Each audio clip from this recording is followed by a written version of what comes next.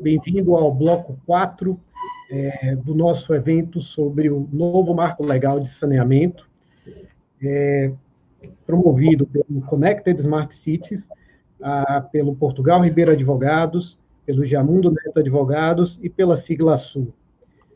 Eu sou Maurício Portugal Ribeiro, sócio do Portugal Ribeiro Advogados, e juntamente com o Felipe Graziano, sócio do Jamundo Advogados, e com o Sebastião Buto, sócio da sigla Sul, seremos hoje entrevistadores, e a nossa convidada especial, hoje é a Marta Seiler, que é daquelas pessoas que, se eu for tentar falar todo o currículo dela, a gente vai perder metade do programa falando sobre isso, então eu vou falar somente os pontos principais.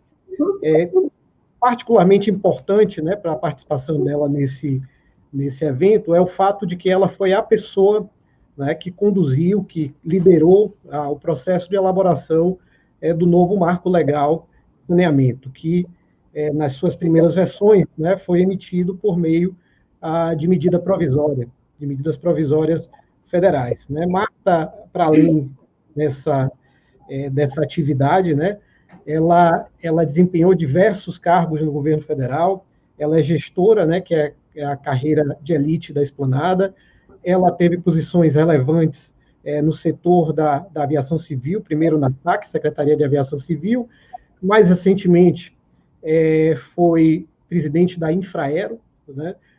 Além de tudo, creio que a primeira mulher da história presidente da Infraero, nesse momento é responsável pela Secretaria do Programa de Parceria de Investimento do PPI, né? E nessa condição é responsável por coordenar o Programa Federal de Desestatizações, né? Por coordenar da unidade, liderar o Programa Federal de Desestatizações. Queria agradecer a participação da Marta, agradecer por ela ter aceito o nosso convite, né? E queria já iniciar fazendo uma pergunta, né? Fazendo a primeira pergunta. Marta, você que esteve envolvida, como eu mencionei, na elaboração, né, do marco legal, eu queria saber de você quais foram as razões que fizeram o governo federal se voltar para o setor de saneamento, né?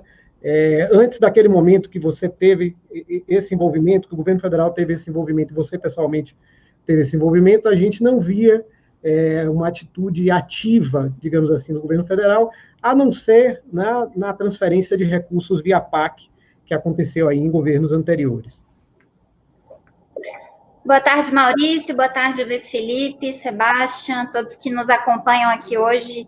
Quero começar agradecendo aqui a oportunidade, parabenizar a organização desses vários blocos, né, de conversas sobre o saneamento básico. Acho que um momento muito oportuno, aí, tendo em vista a aprovação do projeto na Câmara, a discussão do projeto no Senado, e expectativa aí de que, quem sabe, a gente não consiga ter uma aprovação muito em breve desse projeto de lei que já tem sido bastante discutido aí no Congresso. 2016, Maurício, eu comecei a estudar saneamento básico e em que contexto, né? Eu tinha sido convidada para chefiar uma área de reformas na Casa Civil da Presidência da República. A gente acabou de passar pela mudança de presidente, processo de impeachment, processo político complicado e um governo com pouco tempo e uma agenda de reformas muito desafiadora, né? Então, para isso, o ministro Padilha, que era o ministro da Casa Civil à época, resolveu pegar parte da assessoria da Casa Civil, que é a estrutura normal de qualquer ministério, e criar um núcleo de reformas. O convite foi, Marta, a Casa Civil, naturalmente, ela é atropelada pelos processos do dia a dia, são muitos projetos que vão para o Congresso, muitos atos que são assinados pelo ministro e pelo presidente da República, que passam todos pela análise de mérito, e na época análise jurídica também, porque a SAGE ficava na Casa Civil, e a gente tem dificuldade de ter um grupo destacado para pensar o que não está acontecendo no dia a dia, ou seja, para ajudar na coordenação das grandes reformas, e o governo tinha um compromisso muito grande de avançar com reforma fiscal, reforma da Previdência, reforma trabalhista, reforma tributária, então tinha uma encomenda ali, um ciclo de reformas para a gente trabalhar. E a gente fazia isso de forma completamente coordenada com os ministérios finalísticos, né? Então eu já tinha um pequeno grupo de pessoas que viviam esse dia a dia de reformas conosco, mas nessas áreas que eu mencionei essencialmente. Até que um dia o ministro reuniu seus chefes de área e falou que o presidente estava extremamente incomodado com os números do saneamento básico. A gente vinha enfrentando mais um daqueles momentos críticos de chikungunya, dengue, e todos os problemas de saúde associados, e sempre voltava à pauta a questão da vergonha que eram os números do saneamento básico, e por que o Brasil conseguia evoluir em tantos setores, e se destacar em tantas áreas, e continuava com números medievais no saneamento básico, né? E aí a resposta tradicional sempre, isso é competência dos municípios, são os estados que têm suas companhias estaduais que prestam serviço para o município, a União basicamente, ela aporta recursos, ou a fundo perdido, ou ela financia, e com toda essa crise fiscal está cada vez pior a situação do saneamento básico, porque a União vai ter cada vez menos recursos para aportar, então, assim, é uma história trágica que tem como piorar, esse era o diagnóstico. Então, o ministro, à época, pediu para que a gente tentasse avaliar como que o governo federal poderia, de certa forma, tentar mudar essa realidade, apoiar, sabendo que dinheiro público não era uma alternativa. Então, basicamente, pensar como atrair investimentos privados para o setor de saneamento básico. E aí a gente começou a estudar um pouco esse setor, conversar muito com o ministério, na época era o Ministério das Cidades, né? O ministro, na época, era o ministro Bruno Araújo, e a gente viu que, na verdade, o saneamento básico no governo federal era um universo de players, né? Para além das cidades que focavam naqueles municípios maiores, você tinha a Funasa, vinculada ao Ministério da Saúde, que tocava saneamento em cidades menores, a parte de saneamento rural.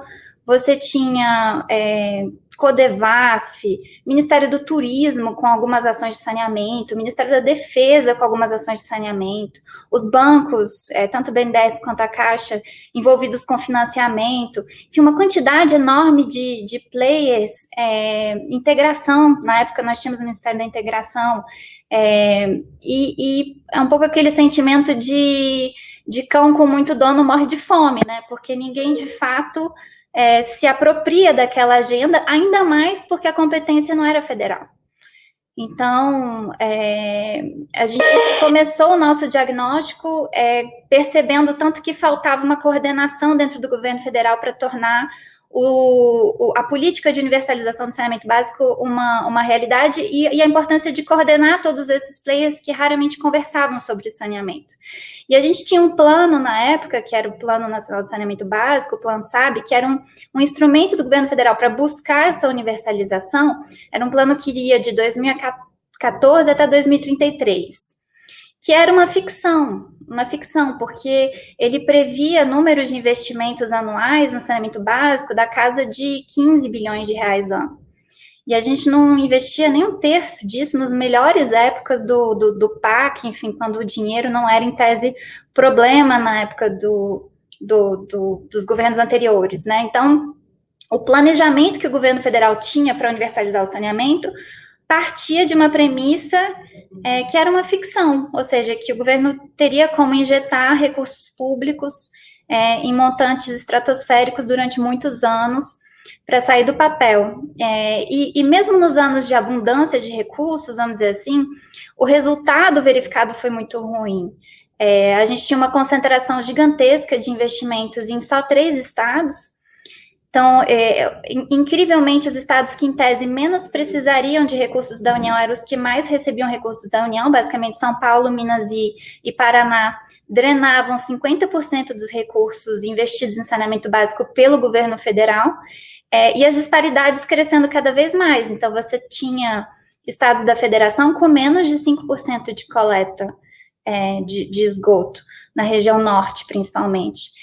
E lá o recurso não chegava, né, os investimentos não chegavam. Quando a gente começou a se debruçar sobre esse setor, eu pedi para puxar essa agenda para o núcleo de reformas, que era o núcleo que eu atuava, porque eu falei para o ministro, ministro, é tão complexo, e o marco legal desse setor, que é de 2007, passou tão longe de lidar com todas essas complexidades federativas e dessa realidade que a gente vive hoje, que é uma realidade fiscal absolutamente diferente da de 2007, que eu acho que se a gente não pensar saneamento básico como uma reforma, de fato, revendo o seu marco legal, a gente não vai sair do lugar, porque para atrair investimento privado para esse setor, você precisa ter segurança jurídica, você precisa ter estabilidade regulatória, você precisa ter uma série de coisas que esse setor hoje não tem, e não é à toa que ele só tem 6% para participação privada.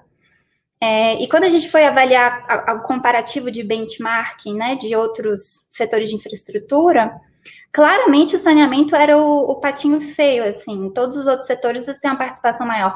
Até rodovias, que você, por motivos óbvios, tem muita rodovia que não é concedida, você chega a patamares de concessões, de participação de benchmarking privado na casa de 15%, telecom 100%.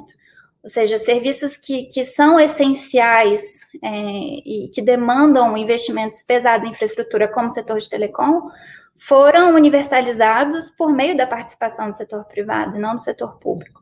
Aeroportos, que a gente já virou, né? Antes você tinha mais de 50% de participação da Infraero, hoje você já tem mais de, diria, quase 60% de participação do setor privado via concessões.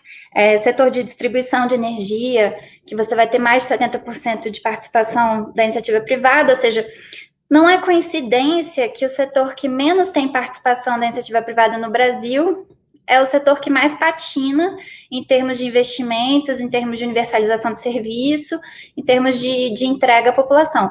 Então, o diagnóstico feito para o ministro à época foi: ministro, a gente precisa rever a legislação desse setor para abrir as portas desse mercado para investimento privado. Isso vai passar por questões federativas, tentar deixar mais clara a questão da titularidade, incentivar a gestão regionalizada, tendo em vista que a gente tem uma questão constitucional que a gente não está disposto a enfrentar. Isso passa por questões regulatórias. Se a gente não tiver uma padronização da regulação desse setor, o investidor privado não vem. Isso passa por derrubar uma proibição que existe na lei hoje de venda de controle das companhias estaduais. Hoje, se você vende o controle de uma companhia de saneamento, você perde os contratos que estão associados a essa companhia, e isso explica por que nenhuma estatal de saneamento nunca foi vendida. Então, conseguiram colocar na legislação uma trava para essa venda de controle. Enfim, toda uma avaliação de que nós não conseguiríamos resolver fora da revisão do marco legal. Então, foi assim que, de certa forma, o tema do saneamento entrou nesse pequeno grupo que tratava de reformas no âmbito do governo federal.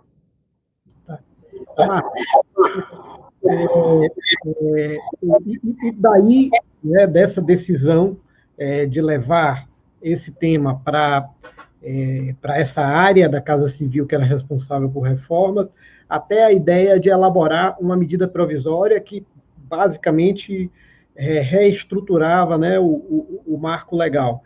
Como é que foi essa decisão? Na época, você criou um grupo de trabalho que tinha especialistas. Como é que isso foi feito?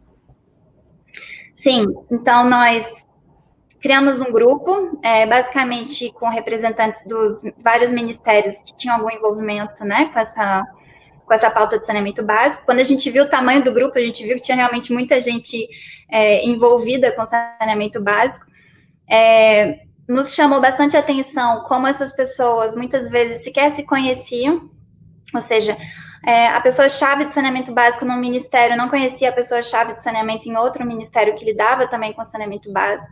Então, já ficou claro desde o início a dificuldade de coordenação do tema dentro do governo federal, e posições muito divergentes sobre qual era, de fato, o problema e como a gente poderia virar essa página, ou pelo menos começar a se afastar do problema, ter uma linha aí de atuação em prol da universalização.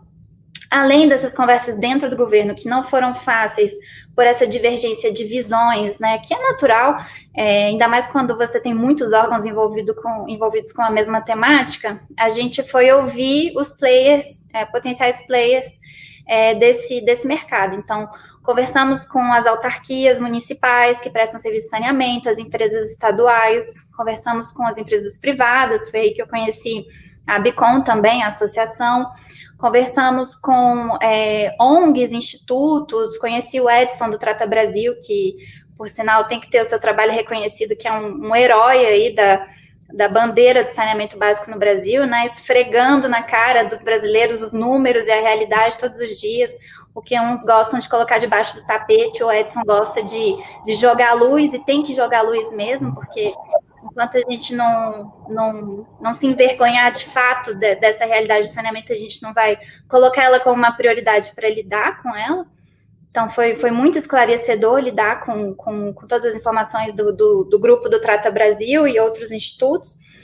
Nós conversamos também com representantes de municípios, desde a frente dos prefeitos, da Confederação Nacional dos Municípios, alguns representantes de estados, enfim. A gente tentou, ao máximo, ouvir todos os players desse setor, e, de certa forma, com a vantagem do desconhecimento do assunto. Porque eu acho que, muitas vezes, para você conseguir propor algo revolucionário, vamos dizer assim, sair da caixinha, né, pensar algo diferente, muitas vezes você precisa não estar vinculado com todo um histórico de debates e participações naquele setor. Então, nós éramos um grupo essencialmente de economistas, advogados, engenheiros, que estavam ali para estudar previdência, mercado de trabalho, reforma fiscal e tributária, e de repente estávamos estudando saneamento básico. Então, certamente não éramos as pessoas que mais entendíamos do assunto, mas eu acho que até isso foi bom, porque a gente não tinha nenhum preconceito, nenhuma visão já estabelecida em relação a esse setor, e à medida que a gente ia conversando com as pessoas, a gente ia ficando um tanto perplexo, assim, com a temática, né? Como é que um serviço que tem competência de prestação de serviço municipal, mas a maior parte dos serviços é prestado por companhias estaduais, e as diretrizes previstas na Constituição e o financiamento em grande parte do setor é feito pelo governo federal? Qual outro setor que tem um paralelo desse, né? É feito para dar errado, porque você tem todo mundo na mesa e, ao mesmo tempo, os incentivos são completamente desalinhados, né? Então, como é que a gente sai desse imbróglio federativo com apenas uma mudança legal?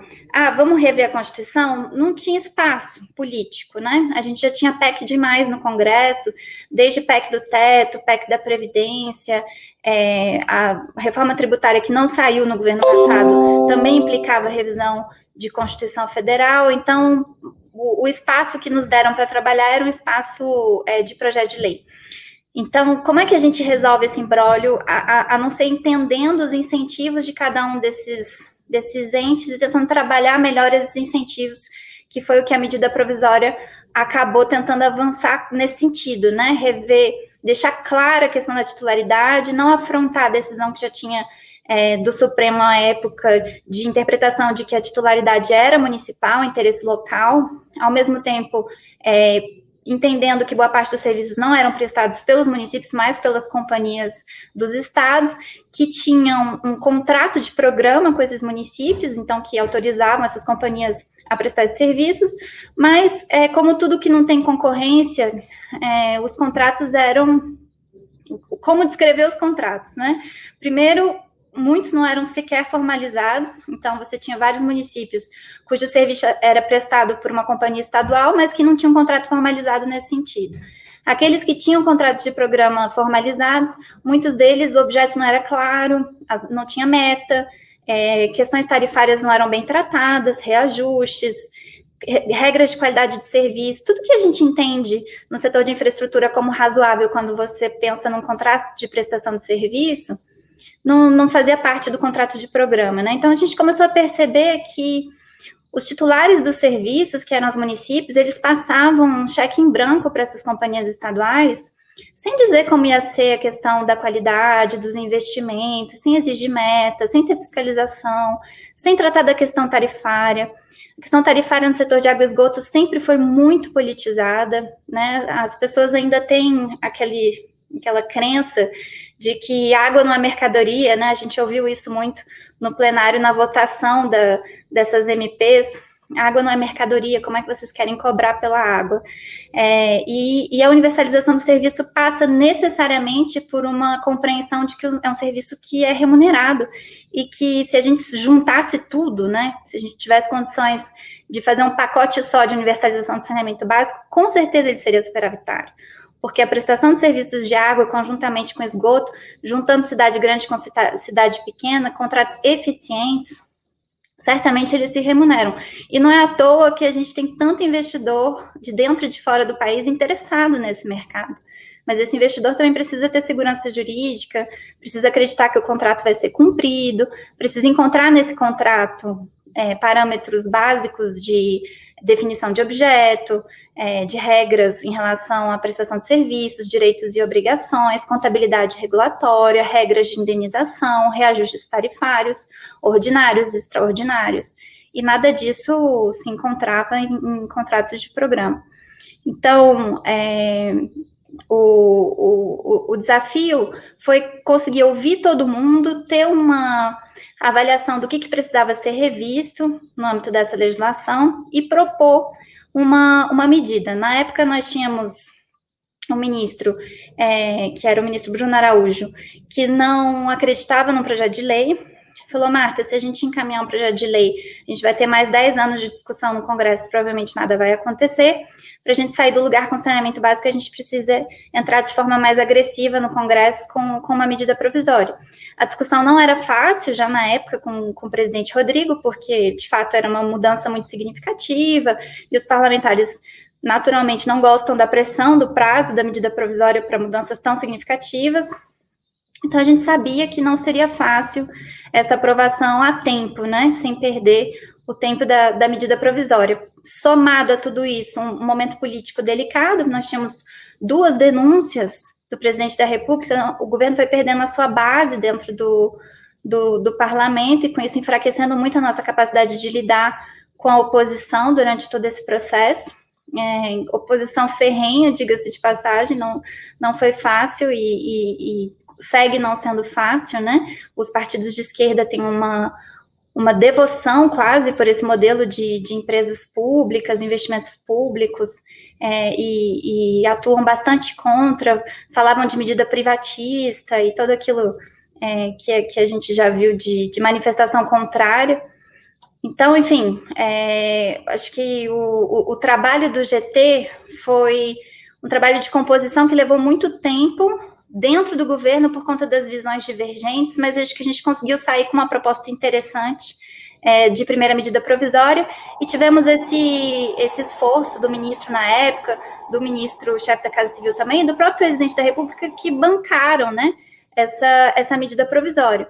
Mas, infelizmente, as condições no Congresso eram muito difíceis, e a gente acabou negociando já com o novo governo, já com os ministros do presidente Bolsonaro anunciados durante a transição, o encaminhamento de uma nova medida provisória ao Congresso, só que essa já indo no final do ano já seria uma medida da nova legislatura, né? Então foi ali o início do capítulo 2 dessa tentativa de mudar o marco legal do setor. Deixa eu te interromper aqui, porque eu acho que tem um ponto aqui muito importante. Primeiro, assim, o grupo de trabalho, evidentemente, gerou uma norma que muda estruturalmente o setor, né?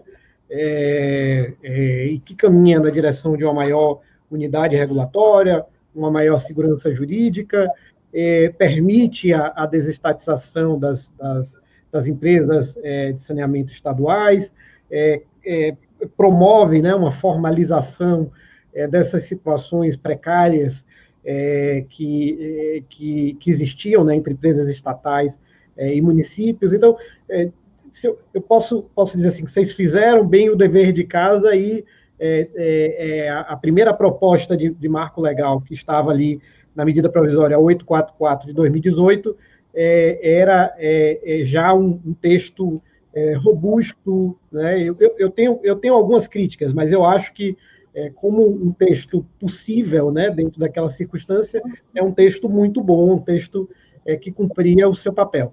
E aí o que eu queria saber de você, esse texto tramitou 2 vezes como medida provisória, com alterações pontuais, né, o 844, e depois ela, com medida provisória 844, e depois com medida provisória 868.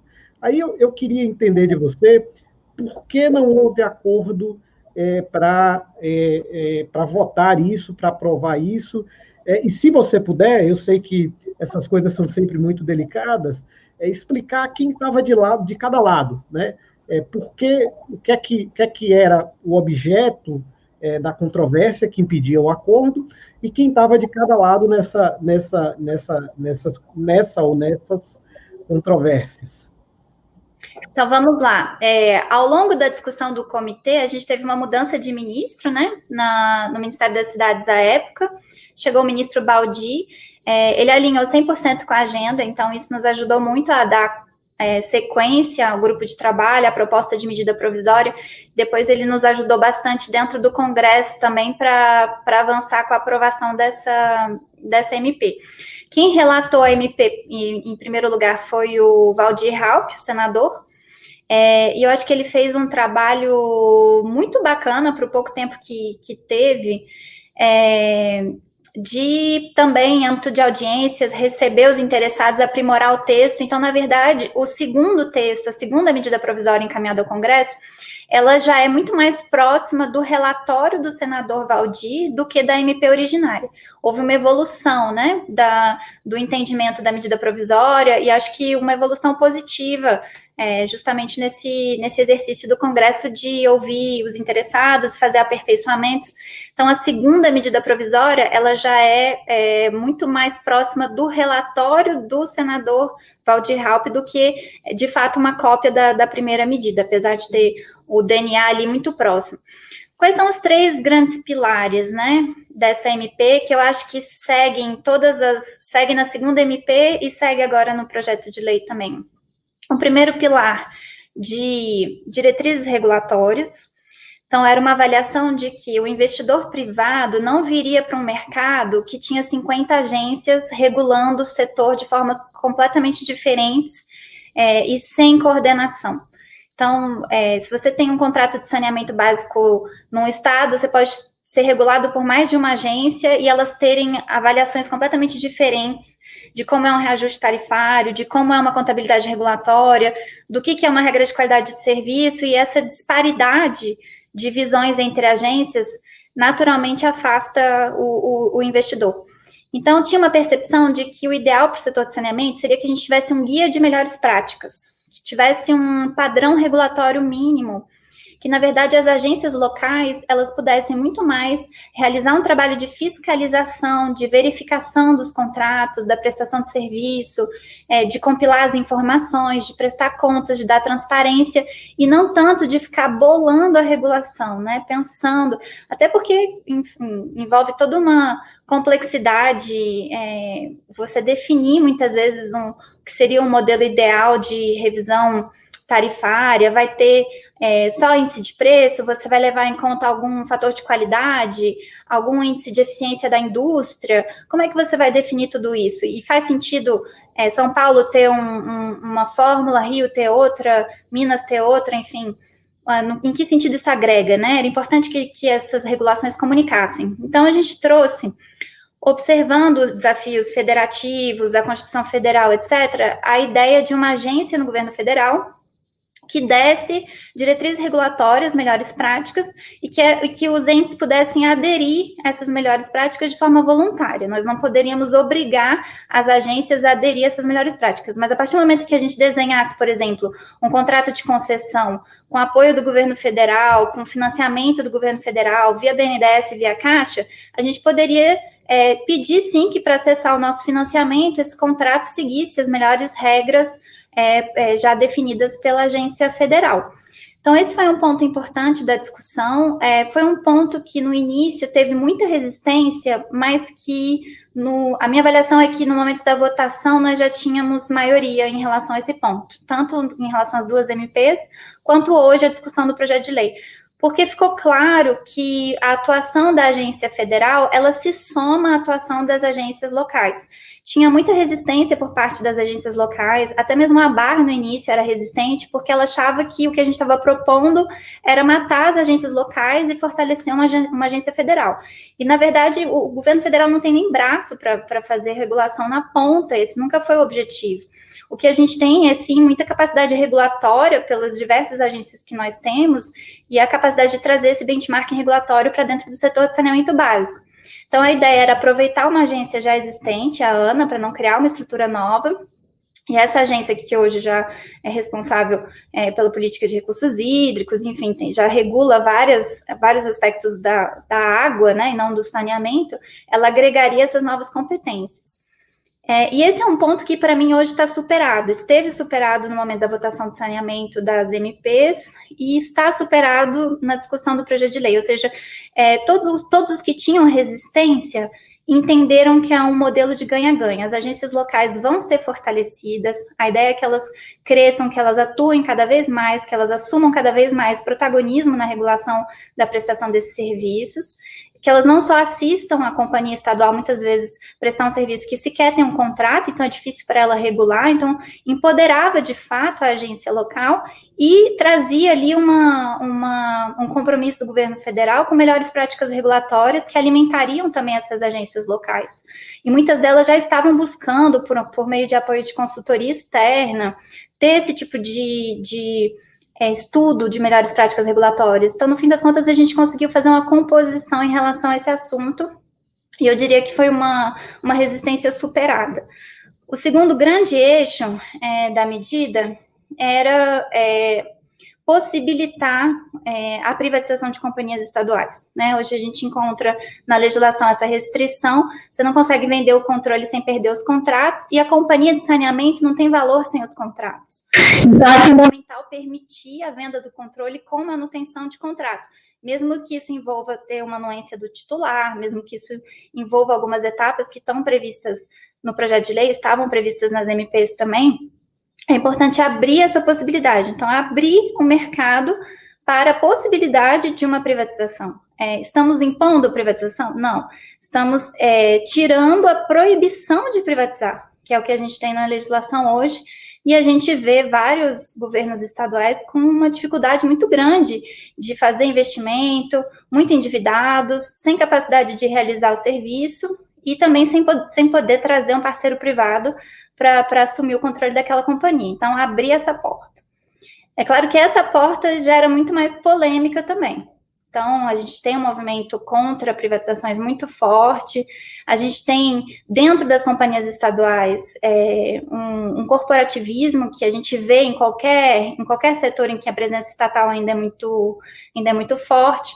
Durante as discussões no Congresso, vários pesquisadores trouxeram números sobre as discrepâncias de remuneração de empresas estaduais e de empresas privadas, inclusive no setor de saneamento básico, e mostraram que o colaborador de uma empresa pública de saneamento básico tende a ter um salário muito maior do que uma empresa privada, e vários outros argumentos de eficiência em termos de quantitativo de pessoal, em termos de acordos coletivos de trabalho, de benefícios que são negociados, enfim, que mostram que a vida de um colaborador numa empresa pública é infinitamente mais fácil e mais cômoda do que o colaborador numa empresa privada. Então, é uma resistência natural do corporativismo, vamos chamar assim, das empresas públicas, e que tem uma voz muito relevante dentro do Congresso, né?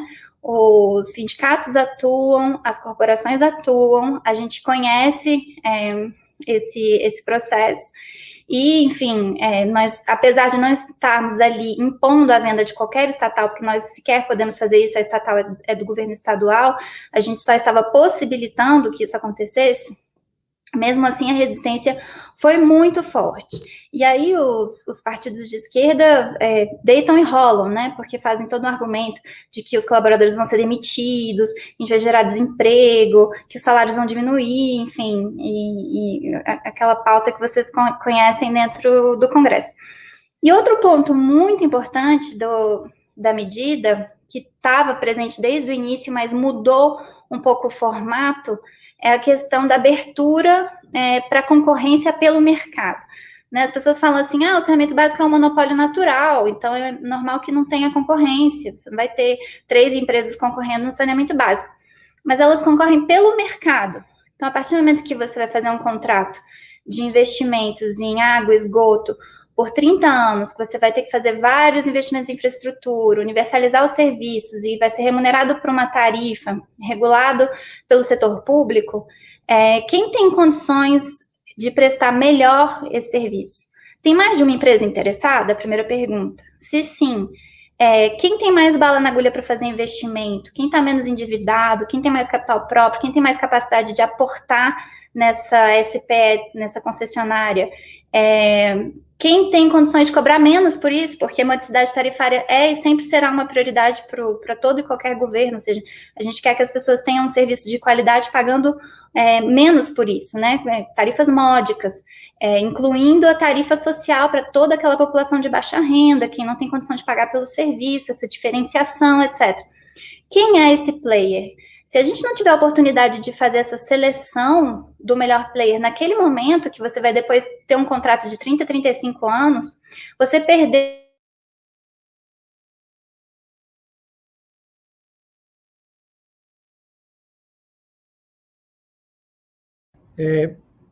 Pessoal, aparentemente a Marta caiu. Vamos aguardar um pouquinho a volta dela, né? Mas enquanto ela não volta, acho que é interessante a gente comentar, né? Acho que o que ela falou até aqui dá food for thought, né? Tem muita coisa aqui para a gente conversar sobre, né? Entre elas, eu achei extremamente interessante a sinceridade dela, né? E a honestidade, a clareza, a transparência em relação à resistência das corporações aos processos de desestatização das empresas estatais, né? E a pressão disso sobre o Congresso. E aqui eu acho que vale a pena a gente destacar uma coisa que, para mim, é muito clara quando a gente está falando desses processos, né, de desestatização, que não se trata de questões ideológicas, né? Na grande maioria, a resistência verdadeira é uma resistência corporativa, né? A facciosidade ideológica fica em último plano. Quem, de fato, age são aqueles grupos interessados com interesses muito claros, né, interesses corporativos que seguram esses processos de desestatização. E aqui eu não estou falando, particularmente no meu caso, né, que sou especialista nisso, né, em desestatizações, concessões, PPPs. Eu acho que desestatizações tem que sempre servir a um propósito social, que nesse caso é a busca da universalização do serviço, né? Não se estava, né, o marco legal, como a Marta disse, não extingue as empresas estatais, né? Marta está voltando, não sei, Felipe, você quer fazer alguma consideração? Então, eu acho que esse ponto que você destacou, acho que é excelente. Que o novo marco, né, em cada uma das suas versões, com suas pequenas diferenças, eu acho que ele traz instrumentos. A Marta acho que já está nos ouvindo e vai poder retomar na sequência. Mas acho que o texto traz instrumentos para que a gente possa analisar cada caso diante da sua própria realidade e construir as soluções mais adequadas para aquele caso. Inclusive, se for o caso, a alienação do controle da companhia. Mas existe um grande número de outras possibilidades que podem ser adaptadas em cada caso. Marta, por favor. Desculpa, caí aqui, mas é que eu falo tanto que é bom que... Que é isso, tá? Mas eu estava falando do último eixo, então, que era justamente essa competição pelo mercado, né? Não permitir simplesmente que os prefeitos passem o cheque em branco para uma companhia estadual, sem checar no mercado se você tem uma outra empresa capaz de prestar esse serviço com uma tarifa melhor, ou com mais investimento, ou com mais chances de universalização. E aí, na medida inicial, a gente falava do chamamento de interessados, né? Tinha essa figura. Ou seja, antes de você assinar um contrato de programa com uma companhia estadual, você tinha que fazer um chamamento, dizer qual que é o contrato que você ia colocar em concessão, regras mínimas, né, objeto, etc., e avaliar se tinha um outro interessado. Então, esse outro interessado podia ser uma outra estatal, inclusive, de repente de um outro estado, que poderia ter uma condição melhor de financiamento, ou de capital próprio, ou até mesmo exigindo uma tarifa menor da população, ou podia ser uma empresa privada. E nesses casos, em que você tivesse mais de uma interessada no contrato, você era obrigado a fazer uma licitação. Então, a gente acabava com a possibilidade de simplesmente assinar um contrato com a empresa estadual, sem antes verificar no mercado se tinha outros interessados. E tendo outros interessados, você partia para um processo competitivo, buscando trazer mais investimentos, mais qualidade de serviço, tarifas mais módicas para a população. Isso evoluiu ao longo das medidas, né? E hoje no projeto de lei não tem mais a figura do chamamento, mas tem a figura da obrigatoriedade da licitação, ou seja, pulou-se a etapa do chamamento, licita de toda forma. Quando acabar um contrato de programa vigente, você tem que fazer, o prefeito, o titular, né, na região metropolitana, tem que fazer esse processo competitivo pelo contrato. E para a gente isso é muito importante, porque é aí que a gente abre as portas para uma maior participação, de fato, do setor privado, ao mesmo tempo de forma gradual, respeitando os contratos de programa vigentes, permitindo que as empresas estaduais possam planejar como é que vai ser essa transição para o futuro, permitindo, inclusive, que boas empresas estaduais, aquelas com maior capacidade de investimento, etc., que elas possam participar das licitações, né, de outros estados, ou seja, ampliar as fronteiras de atuação de algumas companhias estaduais. A gente teve muito essa conversa em São Paulo, por exemplo, pela capacidade de investimento que eles têm, porque eles já têm participação privada, mesmo que minoritária, e mostrando que a proposta da concorrência não era o fim das estatais, era o desenvolvimento das boas estatais, que aquelas que tivessem condições de competir pelos mercados, que elas pudessem, inclusive, crescer para além das fronteiras dos seus estados. Agora, aquelas que enfim, estavam absolutamente impedidas de realizar investimentos, que elas fossem, de fato, ao longo do tempo, descartadas. Porque o objetivo não pode ser salvar uma companhia estadual. O objetivo maior tem que ser universalizar o serviço, prestar o serviço para a população. Ah, mas a minha companhia estadual vai ficar de fora, e aí os meus colaboradores, e aí os meus investimentos já feitos. Vamos ter uma forma de trazer indenização para a companhia estadual, vamos ter uma forma de trazer os recursos da concessão para permitir pagamento de plano de demissão incentivada e todo tipo de indenização também para os colaboradores.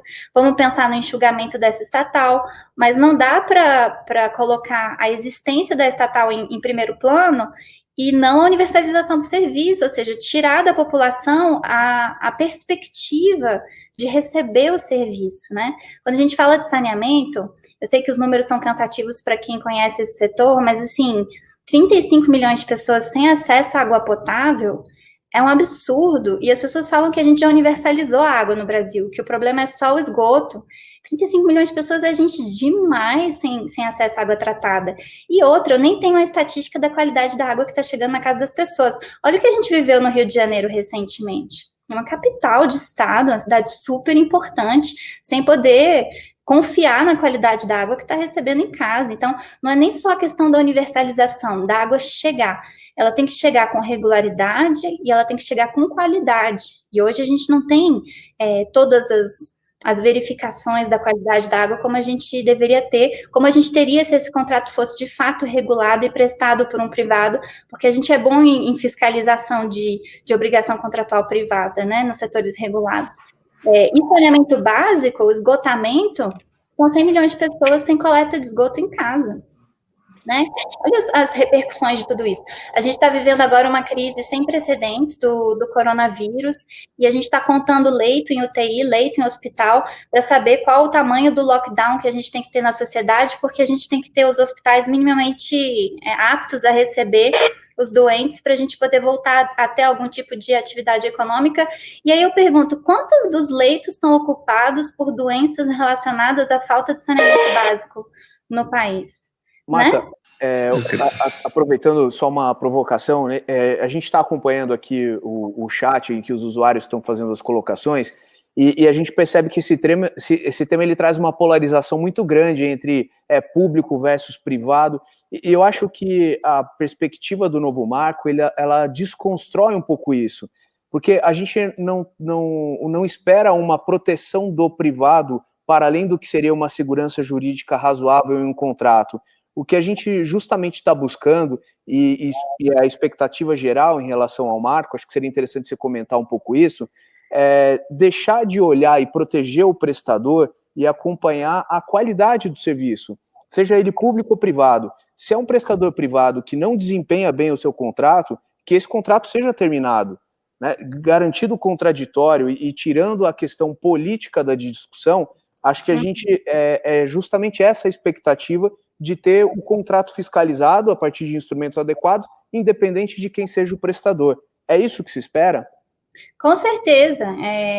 O novo marco que está sendo discutido, a gente fala muito da participação maior das empresas privadas, mas um país como o Brasil, do tamanho do Brasil, com esse desafio todo que eu falei, de levar saneamento básico para mais de 100 milhões de pessoas, sem contar o tratamento do esgoto, que também a gente não trata nem metade do esgoto coletado hoje no Brasil, ele envolve um somatório de esforços. Fato, somatório, empresa pública e empresa privada atuando. Por isso, o marco fala em abertura, participação maior de empresa privada e fortalecimento das empresas públicas que têm, de fato, condições de prestar bons serviços, que elas também possam crescer dentro dessa disputa pelos mercados, mas que elas cresçam com contratos regulados, assim como os privados, porque a beleza da concessão é justamente você ter penalidades, você ter a possibilidade da encampação. Então, se o privado não está prestando o serviço adequado, conforme estipulado em contrato, ele perde reajuste tarifário, ele é multado, e no limite ele perde o contrato. Agora, quando você tem uma estatal atuando sequer com um contrato formalizado, como é que você exige alguma coisa dessa estatal? Como é que você multa ela por um serviço que sequer foi... uma meta que não foi estipulada? Como é que você acerta um reajuste tarifário se não tinha regra de reajuste previamente estabelecida? Direitos e obrigações não estavam claros. Como é que você retoma esse contrato, ou seja, tira o contrato da estatal que não está prestando um serviço de qualidade? Então, o fato dos contratos de programa serem muito díspares dos contratos de concessão é um problema. Não significa que é para acabar com todos os contratos de programa que eles não possam existir, mas eles têm que existir com regras mais próximas do que é um contrato de concessão de verdade. Ali tem que ter um objeto claro e definido, tem que ter um prazo, tem que ter direitos e obrigações, os investimentos, quais são os gatilhos de investimento, quais são os investimentos obrigatórios, qual o nível de serviço que a população vai estar recebendo, com que eficácia, quais são as penalidades em casos de interrupção, de serviço de qualidade ruim. Tudo isso tem que estar muito claro, seja empresa pública ou privada. Não existe perfeição em nenhum dos dois mundos, ou seja, não é que a empresa privada seja melhor no sentido de necessariamente estar prestando um serviço melhor. Existem contratos mais bem definidos, regras mais claras e mais bem reguladas. E claro que você tem empresas com maior capacidade financeira que ajuda a fazer os investimentos do que outras. Então, você tem empresas públicas hoje, como é o caso da Sabesp, com uma capacidade de alavancar recursos para fazer investimento que permite que ela mantenha nível de serviço técnico. Isso acontece no Paraná, isso acontece em Minas, mas isso não acontece no Brasil todo. A realidade como um todo das empresas estaduais é de muito endividamento e muita dificuldade de realizar investimento. E aí a gente tem que entender como que a gente vai universalizar serviço de saneamento básico, que demanda muito investimento em infraestrutura, com empresas que não têm capacidade de investimento. É isso, não é uma discussão política, ideológica, é uma discussão pragmática. Queremos universalizar o saneamento básico. Vamos precisar, aproximadamente, os estudos mostram aí de algo na casa de 600 bilhões de reais. para universalizar o saneamento básico. Temos dinheiro público, governo federal, para colocar em saneamento básico e garantir a universalização do saneamento básico? Não temos. Se já não tínhamos no ano passado e no ano anterior, imagina agora que a gente está diante da crise das crises, e a gente, enfim, tem números aí estimados pelo secretário Mansueto de déficit desse ano na casa de 500 bilhões de reais. Assim. O que o governo já injetou na economia só agora, nessas primeiras semanas de crise, por conta do apoio aos informais, o voucher, a recomposição dos salários para evitar as demissões, a aquisição de equipamentos, etc. É um fiscal que não cabe nem na conta do governo federal, mas que a gente não pode simplesmente ignorar o tamanho da crise que está acontecendo e a gente está viabilizando um recurso que a gente nem sabe como vai pagar a conta amanhã. Então, vai ter dinheiro do governo federal para a empresa estadual de saneamento básico? Não vai ter. É preciso entender isso. E não tendo, a gente vai se resignar a não ter saneamento básico no Brasil para 100 milhões de pessoas, ou a gente vai começar a pensar a alternativa do investimento privado e a possibilidade de trazer esse serviço para 100 milhões de pessoas. Essa é a discussão que está na mesa, não é uma discussão ideológica do tamanho do Estado brasileiro e quem deveria estar prestando serviço. É o pragmatismo de reconhecer que a União não tem dinheiro, os estados não têm dinheiro, e poucas são as companhias estaduais que conseguem se alavancar no mercado. Isso. Só uma intervenção, Maurício. Vai lá. Marta, seguindo aqui também um pouco as perguntas que os participantes têm encaminhado pelo chat, está muito claro que há uma necessidade de trazer o capital privado para avançar na universalização. Mas a universalização também está muito atrasada, não só nas grandes cidades, sino em pequenas localidades. Então, uma das perguntas que fazem aqui os participantes é se realmente será possível levar o capital privado hacia os pequenos municípios. Tá? Se esses municípios terão atratividade econômica para resolver o problema de universalização, na água e em esgoto, que muitas vezes está concentrado nos pequenos municípios de menos de 50 mil habitantes, e onde a participação da população mais carente também é mais significativa. Então, há esses incentivos, a lei, esse projeto de lei vai garantir levar esse capital a esse destino? Vamos lá, acho que essa é uma preocupação super válida, que é a discussão do tamanho do município para ter viabilidade um projeto para o investidor privado, né, no setor de água e esgoto. E a gente conversou com muitos players na época também, e a gente se impressionou que, na verdade, hoje, no Brasil mesmo, né, a gente tem 6% de participação privada, em muitos casos, esses municípios essas empresas estão atuando em municípios com menos de 50 mil habitantes, menos de 30 mil às vezes.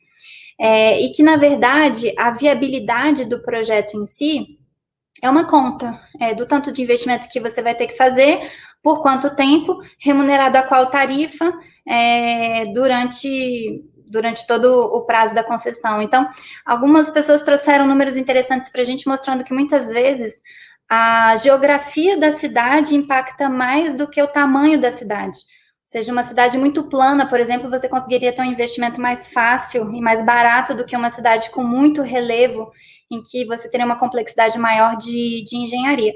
Então, não necessariamente é o tamanho da cidade que vai te dar a viabilidade ou não e atratividade para o investidor privado. O que já tem de rede existente nessa cidade, muitas vezes também, né? Porque você pode estar no final de um contrato de programa que o investimento foi feito, que você está falando mais em manutenção e ampliação da rede para os bairros que ainda não têm o acesso à coleta de esgoto, enfim, que isso não necessariamente implica retirar a viabilidade.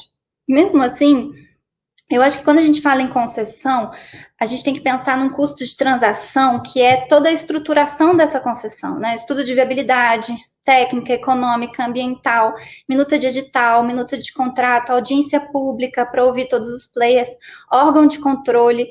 Então, assim, fazer no município a município é antieconômico nesse sentido também, né? Não só pela escala, eventualmente, mas pelo custo de transação da estruturação da concessão. Então, seria muito melhor para o país, ainda mais com o desafio que a gente tem de universalização, se a gente pudesse resolver isso por blocos de municípios, né?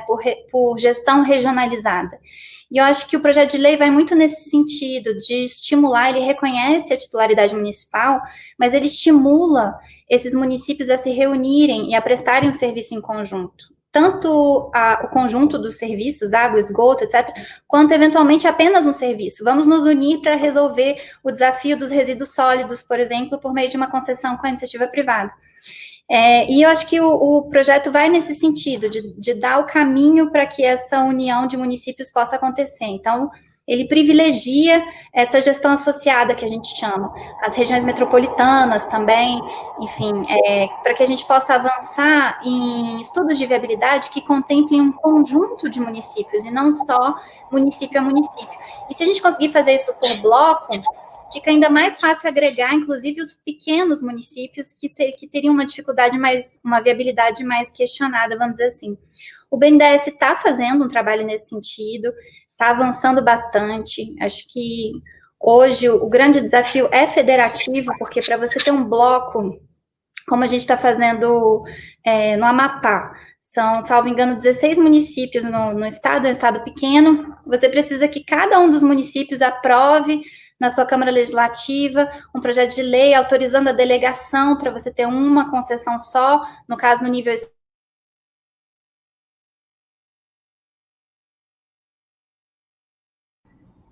Novamente, eu acho que a Marta caiu.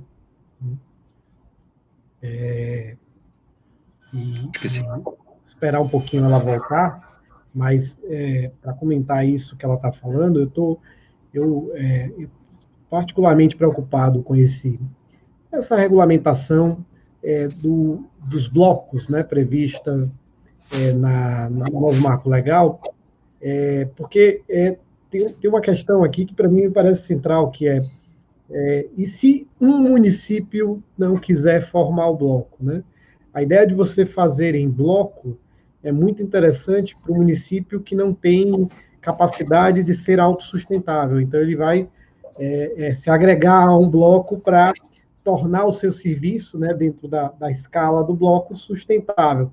Mas e para o município que é sustentável, que você teria a condição de uma exploração do serviço, inclusive, de alguma forma superavitária, que, para além dos investimentos em universalização, gerasse pagamento de outorga, etc., para esse município, né? Se ele não tiver numa região metropolitana, ele seria obrigado, né, pela governança lá que o Supremo estabeleceu, ele estaria obrigado a participar aí da região metropolitana, não é uma opção, né? Mas no caso do bloco, em que você não tem propriamente uma região metropolitana, qual é o incentivo para o grande município, aquele que, digamos assim, subsidiará os outros, dará viabilidade ao bloco, participar do bloco? E aí uma pergunta que me vem, sempre lendo o marco legal, sempre me veio vai haver uma ação do governo federal para incentivar a formação de blocos? O governo federal vai, de alguma forma, incentivar isso, vai usar o seu poder, né, as diversas formas de poder que o governo federal tem para isso? Os estados vão usar o seu poder para isso?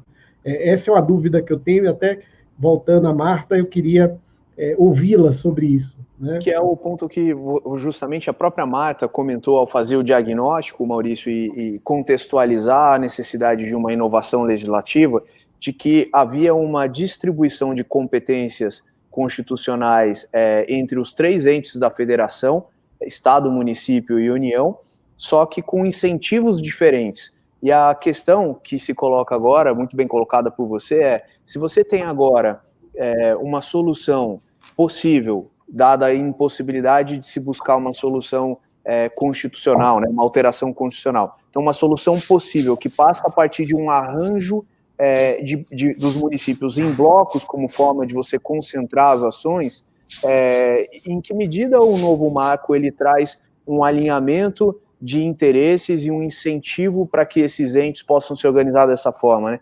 Acho que essa é uma questão muito interessante para a gente explorar com ela. Sim. Para além disso, eu estou curioso se tem alguma coisa que ela achava que devia entrar no marco, porque as coisas que ela mencionou até agora são temas que estão no PL 3261, né? Minha pergunta é, tem coisas que ela achava que devia ter sido incluído no novo marco legal e ficaram de fora por conta da pressão política, quer dizer, para aprovar o que está em tramitação hoje, para conseguir as aprovações que já aconteceram. O governo federal teve que deixar alguma coisa de lado, né? Essa é uma pergunta que eu também gostaria de fazer a ela assim que ela voltar também. Um comentário frequente também, Sebastião, que eu acho que seria interessante que a Marta colocasse sobre isso, é que toda a discussão do marco regulatório, muitas vezes ela acaba ficando focada nos serviços de água e esgoto. A gente vê que no nosso próprio debate aqui isso acaba prevalecendo, que acho que talvez seja o setor que acabe sofrendo maior cobrança da mídia, da população em geral, e está no centro das discussões. Mas, por outro lado, a gente tem outros modais de serviços, né, drenagem urbana, resíduos sólidos, que fazem parte e em que medida se pensou esses serviços nas inovações do marco, né? A Ana voltou. A Marta voltou. Desculpa. Você nos ouve? Tudo sim, vocês estão me ouvindo? Sim, agora sim. Deixa eu fazer uma pergunta para você de um tema que eu estava discutindo aqui. A ideia da formação de blocos, está clara para mim qual é a lógica, e você está explicando essa lógica ainda há pouco, mas uma pergunta eu sempre me fiz toda vez que eu estudo esse tema, que vamos tirar da frente as regiões metropolitanas, tá? Onde você tem hoje uma decisão do Supremo que estabelece todo um conjunto de regras, uma governança, etc. Vamos tirar isso da frente. E vamos pensar em blocos que não envolvem regiões metropolitanas. Tá? Nesses casos, qual é o incentivo para um município, digamos assim, superavitário, um município que não precisa de tanto investimento para universalização, um município que, se ele fizesse uma concessão sozinho, eventualmente ele conseguiria, inclusive, extrair uma outorga, né, para além das obrigações de investimento na universalização, ele conseguiria uma outorga, porque é um município que tem capacidade de geração de receita para isso, sua rede já está bastante próxima à universalização. Qual o incentivo desse município para integrar qualquer bloco? O governo federal pretende fazer qualquer programa que ele use o seu poder, né, as diversas formas de poder, recursos, ou outras formas, transferências voluntárias, etc., para promover a formação de blocos, porque me parece que tem uma situação, assim, para um município pequeno, que ele sozinho não é superavitário, ele teria dificuldade de se sustentar ou de sustentar o conjunto de investimentos que vão gerar a universalização. Para esse município é meio óbvia a necessidade, né, e o incentivo de buscar o bloco. Mas e para o outro, que é aquele que carrega o município menor, né? Tem alguma coisa pensada para isso? Tem sim, Maurício. Acho que o projeto de lei, ele endereçou isso com incentivos, né? Então, bom, para além dos incentivos óbvios de você não deixar o seu estado para trás, né? A gente tem essa discussão de, olha, as capitais eventualmente vão estruturar suas concessões sozinhas e vão dificultar depois que os blocos dos demais municípios tenham as mesmas condições tarifárias, né, do bloco que contemplasse a capital. Bom, tem um enforcement do próprio governo estadual, no sentido de tentar fazer essa coordenação para que o máximo de municípios seja considerado dentro do bloco, porque isso implica, de fato, você se aproximar mais de uma universalização do ponto de vista do Estado, né, não só do município. Acho que nenhum prefeito quer ser destaque num mar de municípios sem saneamento básico, né? Eu vou aqui ser um herói sozinho, vou universalizar com tarifa super baixa aqui o meu saneamento na capital e vou assistir todos os meus vizinhos numa situação complicada, tendo que cobrar tarifas super elevadas ou no limite até mesmo não conseguindo estruturar as suas concessões. Tem enfim, um constrangimento, digamos assim, político dessa atitude solitária, vamos dizer assim. Mesmo assim, o projeto de lei, ele prevê, na alocação de recursos pelo governo federal, a priorização daqueles que optarem pela gestão associada, pelo bloco, né? Por não realizar concessões individuais. Então, a gente sabe do poder do banco de fomento federal para aportar recursos numa concessão de longo prazo que é intensiva em investimentos, né? Então, o BNDES, ele vai priorizar as concessões em blocos nos financiamentos, e não é por isso, não é à toa que ele está estruturando as concessões em blocos, porque ele também virá aí com uma parte importante do financiamento desses blocos depois. Da mesma forma, os recursos disponibilizados pela Caixa Econômica, etc. Então, tem esse, vamos chamar um pouco de spending power, né, do governo federal, em tentar estimular os blocos para facilitar o acesso ao recurso do próprio governo federal. Além disso, quando a gente conversa com grandes players, né, eu estava conversando com os australianos recentemente, um grupo de investidores grande, que tem muito interesse em saneamento básico no Brasil. Eles têm ticket mínimo. Então, esses grupos muito grandes, que normalmente vêm para fazer uma revolução no setor e são muito comprometidos com a qualidade do serviço e com os investimentos, eles têm um ticket mínimo, eles não entram para fazer um investimento pequeno, né? E o que para a gente é considerável, você fala, milhões de reais. Não, eles falam em bilhões.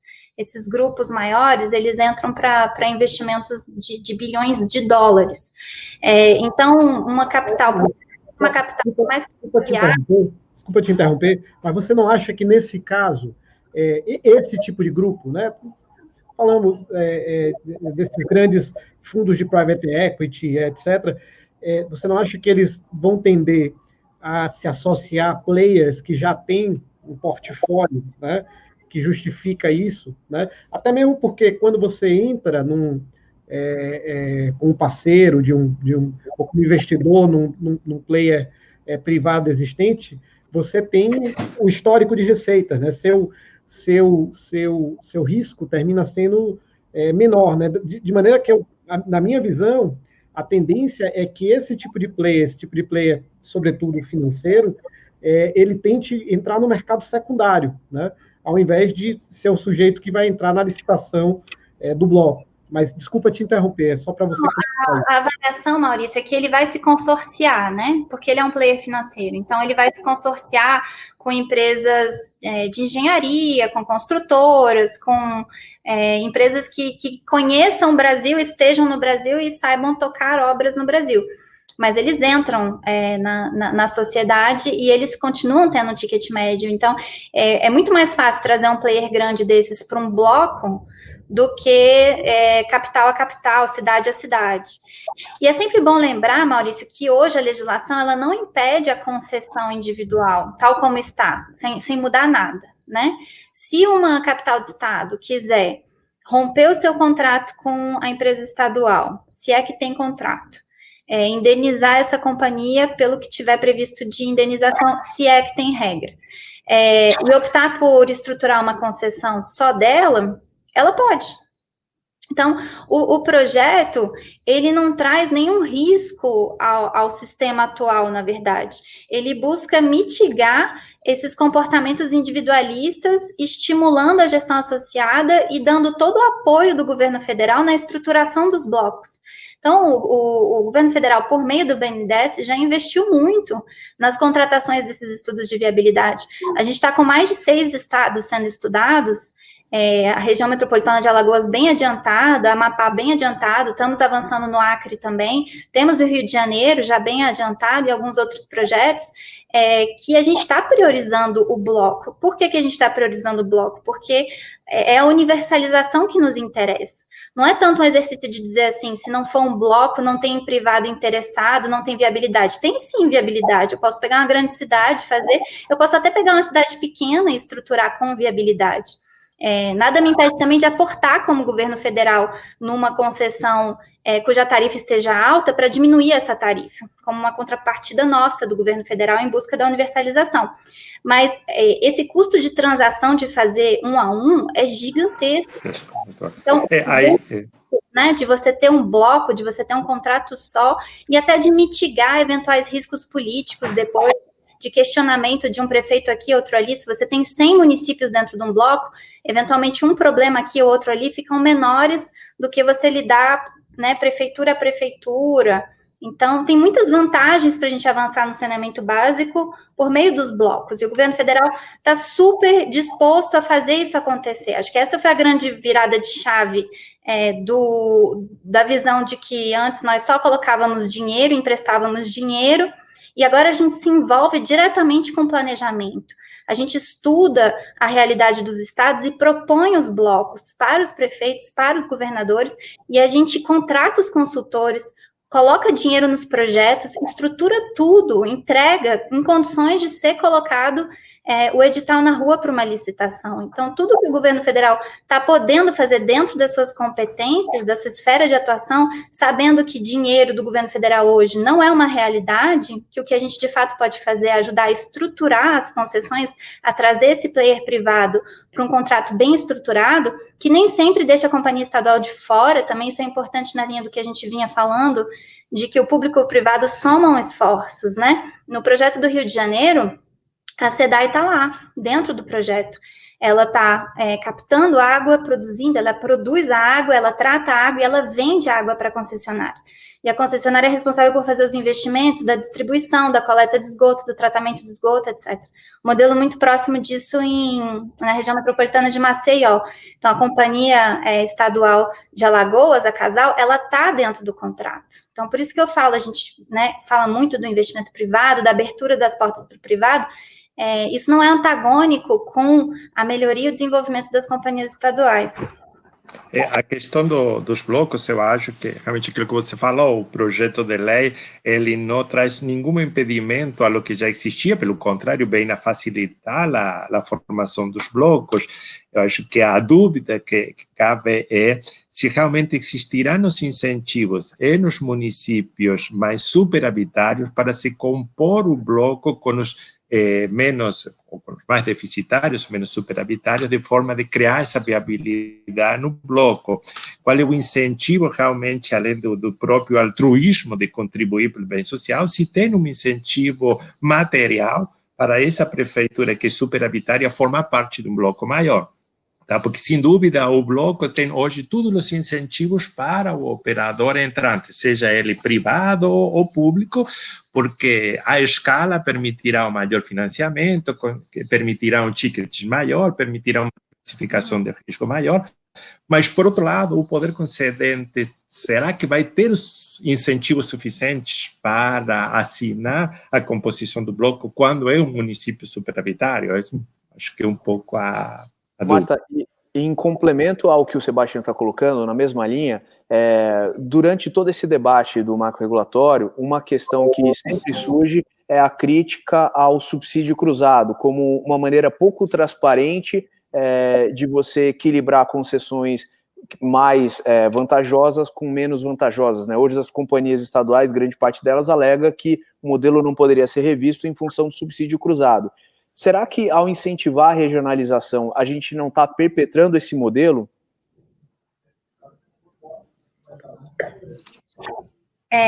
Acho que a gente tem instrumentos para lidar com isso. Vou dar o exemplo dos aeroportos, que a modelagem inicialmente era concessões individuais, justamente também para você ter toda a contabilidade daquele ativo segregada numa sociedade de propósito específico, né? Cada aeroporto concedido era uma contabilidade, e cada um tinha uma série de investimentos obrigatórios, de exigências de qualidade de serviço, etc., individualizada. Por que o governo federal migrou para um regime de blocos de aeroportos ao invés de aeroportos individuais.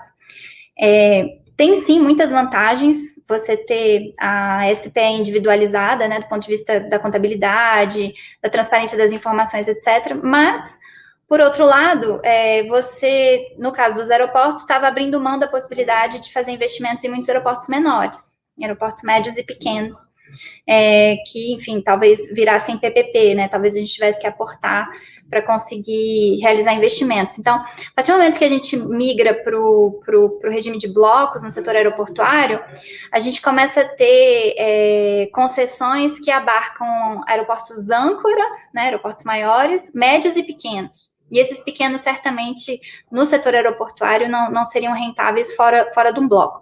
Então, foi a opção por trazer mais investimento ao sistema como um todo e fortalecer também a aviação regional, versus as vantagens de contabilidade, de fiscalização, etc., da concessão individual. Então, acho que essa discussão também vai existir no setor de saneamento básico, né? Se você tiver uma concessão município a município, você tem muito mais transparência em relação aos valores das tarifas, quem está subsidiando quem, enfim, acho que você traz mais transparência ao processo. Por outro lado, o custo disso, em termos de universalização, é grande, né? Fazer essas concessões um a um. Então, acho que no âmbito do contrato de concessão, você consegue exigir o destaque de algumas informações de forma a tentar ter mais transparência em relação a esses subsídios. Sem contar que nós mesmos, quando estudamos o bloco, nós já sabemos na origem quem está arrastando quem, de certa maneira, nos nossos estudos de viabilidade, né? A gente parte de uma concessão de estudos que o próprio governo realizou. Então, a gente está ali com uma planilha gigantesca, incluindo as obrigações de investimento, as tarifas arrecadadas e vendo, de certa forma, até quando a gente consegue ter uma viabilidade numa tarifa que seja justa para a população. E são essas eficiências e ineficiências que vão aparecendo ao longo da estruturação do projeto, né? Então, acho que no âmbito de uma concessão, essas distorções são menos gravosas do que no âmbito de uma grande empresa pública que a gente não tem essa contabilidade, né? Na verdade, quando a gente, vou citar de novo o exemplo dos aeroportos, quando a gente começou a estudar a concessão de alguns ativos, a grande alegação da empresa como um todo, da Infraero, era que apenas 9 aeroportos da rede eram superavitários e eles carregavam todo o resto da rede. Todos os outros aeroportos da rede eram deficitários.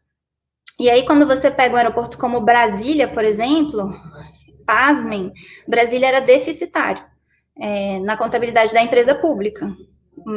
Não dava retorno. A partir do momento que a gente destaca Brasília e começa a estudar o potencial de receita do aeroporto, receitas comerciais, outras receitas para além da tarifária, potencial de crescimento do aeroporto, da sua demanda, se os investimentos fossem feitos, se a infraestrutura fosse ampliada, ele passa a ser um ativo com condições de ser uma concessão comum e não uma PPP. E hoje é um ativo superavitário. Então, essa distorção de você ter muitos ativos dentro de um bloco de uma estatal e a estatal dizer que vários deles são deficitários. Não necessariamente. Isso eu acho que é um ponto importantíssimo, que a ineficiência, né, torna diversos ativos aparentemente deficitários, né? E basta que você traga a eficiência privada, os parâmetros privados, e você percebe que basta usar os parâmetros normais privados e a situação muda completamente. Eu quero, Marta, a gente explorou vários temas aqui, mas eu quero explorar você mais, porque tem outras coisas, outras atividades que você tem aí no PPI, que impactam o setor de saneamento e que eu acho que vale a pena a gente lhe perguntar aqui. Por exemplo, hoje o FEP, Caixa e o BNDES têm uma função importantíssima na estruturação de projetos no setor de saneamento, projetos de desestatização no setor de saneamento. Você mencionou que essa atividade, tanto do FEP quanto do BNDES, termina levando o governo federal a ter um papel, né, no planejamento do saneamento, que é uma coisa que eu acho que é muito bom, né, isso é muito bom. Mas o que eu tenho visto eu tenho criticado muito o modo como o BNDES e o FEP-Caixa têm contratado consultores, né? Eu acho que já é um consenso, eu critico isso há anos, mas acho que hoje em dia já é um consenso que a contratação via pregão de consultores para fazer estruturações sofisticadas é uma coisa absolutamente inadequada, né? E que, em minha opinião, a contratação por pregão de consultores para tarefas sofisticadas é uma expressão, uma das expressões mais claras para mim do apagão das canetas, né? Do medo que se criou por conta da ação indevida, né, dos controladores da administração. E aí eu queria saber de você, eu sei que o governo federal, que essa percepção é consensual, que você e outras pessoas do governo federal trabalharam para tentar mudar isso, né, e o instrumento da colação, aliás, o nome colação eu acho horrível, eu acho nome de jurista do século passado, né, aquele jurista do século XIX que fica procurando nomes com cheiro de múmia e poeira, né, para definir uma coisa relativamente nova, né? Está falando de uma licitação ilícita que os órgãos multilaterais usam, né, para contratar seus consultores, e aí vem lá um jurista do século XIX e bota o nome de colação. Mas o nome pegou. Então, eu sei que você trabalhou para que a colação fosse aprovada, né? Terminou que saiu na MP 882, não foi aprovado. Aí eu queria saber que planos vocês têm? Vocês têm planos para tentar resolver isso, para ter um conjunto de consultores mais qualificados, trabalhando para o BNDES, trabalhando para o FEP-Caixa? Só para te dizer, tá? Aqui eu não tenho nenhuma delegação para falar em nome da Siglasul, nem para falar em nome do Giamundo Neto Advogados, mas eu acho que todos aqui, em algum momento, cogitaram trabalhar para o BNDES nesse processo, e em algum momento resolveram que não valia a pena, porque o tipo de competição não é uma competição que leva em conta a qualidade, né? Eu, particularmente, eu não participei de um, até em conjunto com o Felipe, né? A gente trabalhou junto uma vez para tentar entrar, fizemos assim o nosso lance mais agressivo, e na primeira rodada esse lance já não valia mais nada, porque deram desconto lá de 90%, né? E para mim, que tenho todas as atestações que eu preciso na vida, eu acho que eu tenho hoje, então eu não compro, não presto serviço para comprar atestado, né? A nossa atuação é uma atuação para prestar um serviço de qualidade, etc., à altura da história do nosso escritório e minha pessoal nesse setor. Aí eu queria saber de você se tem se existe algum esforço no sentido de substituir a assim chamada colação ou de resolver esse problema de alguma outra forma.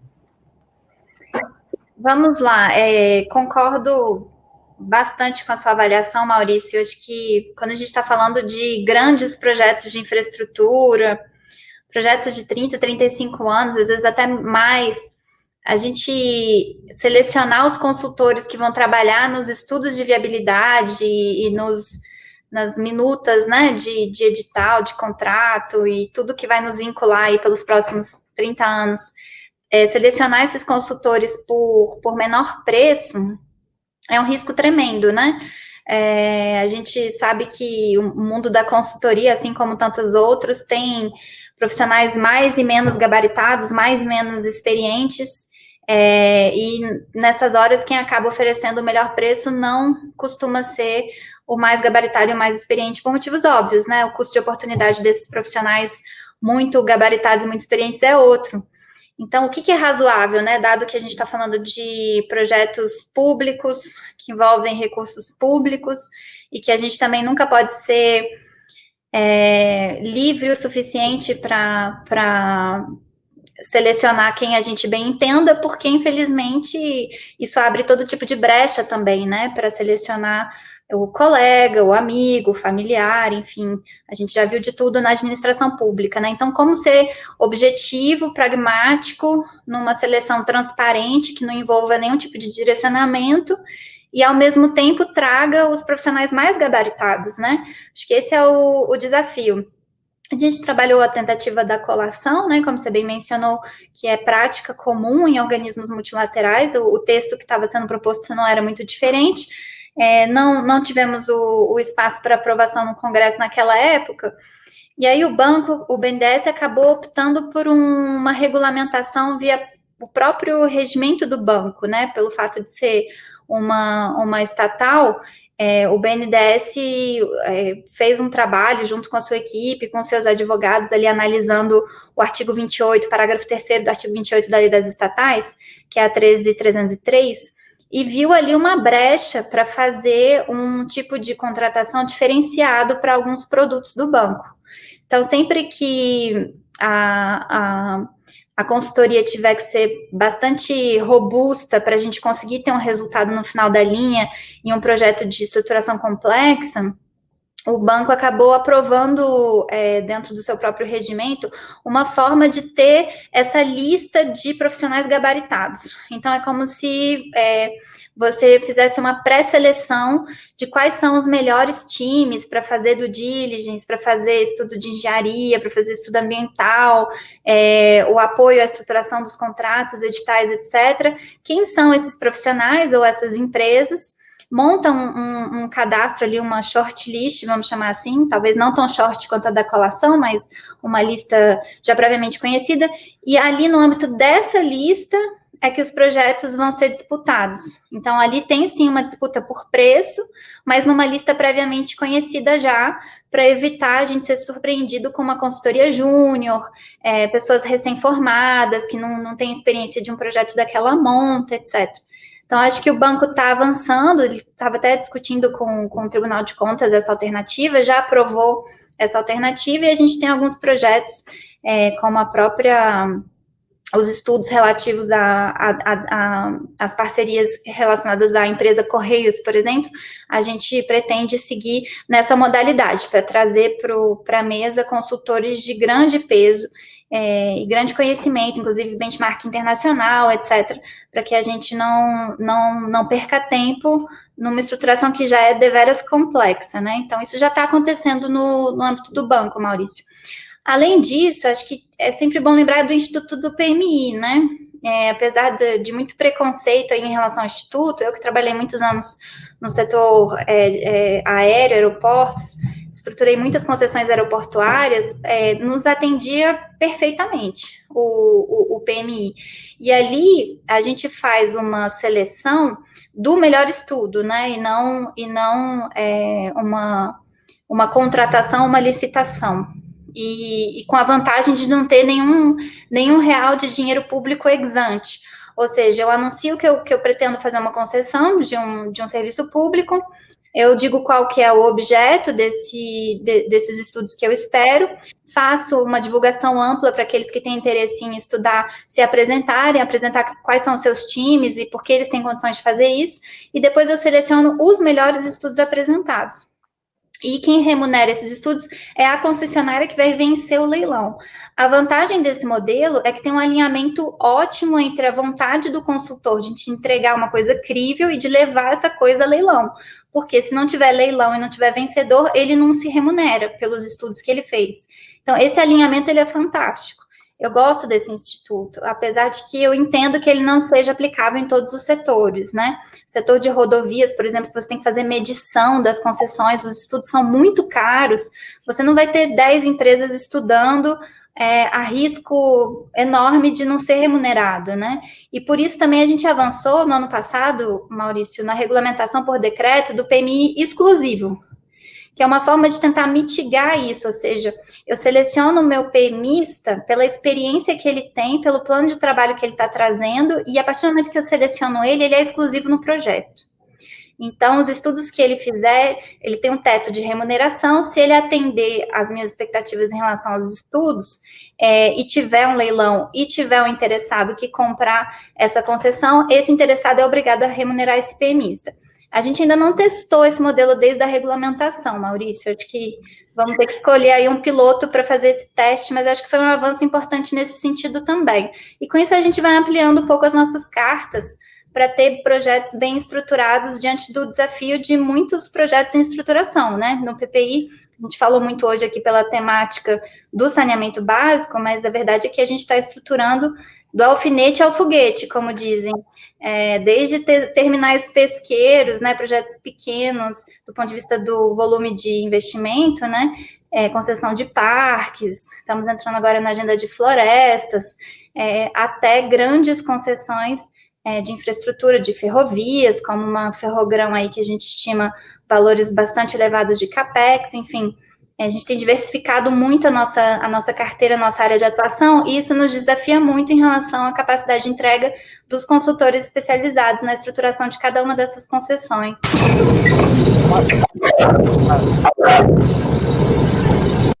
Até aproveitando a provocação sobre as modelagens em curso no BNDES, o que a gente pode esperar do PPI para os próximos meses em relação ao saneamento básico? Qual é o status das modelagens que estão em curso? E uma pergunta até que veio aqui dos nossos ouvintes, como é que o PMI pode funcionar no âmbito federal em relação ao saneamento básico? Existe alguma previsão, alguma perspectiva do governo federal atuar sob provocação na modelagem? Então, nós aprovamos, no âmbito do PPI, uma resolução que formalizou a entrada do saneamento básico na nossa carteira como uma política. Então, como nós não somos poder concedente, né, a União, não sou eu que vou assinar.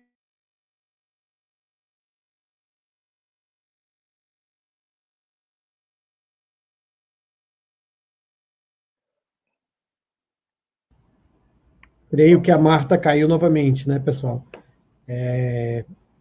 Acho que sim, acho que caiu.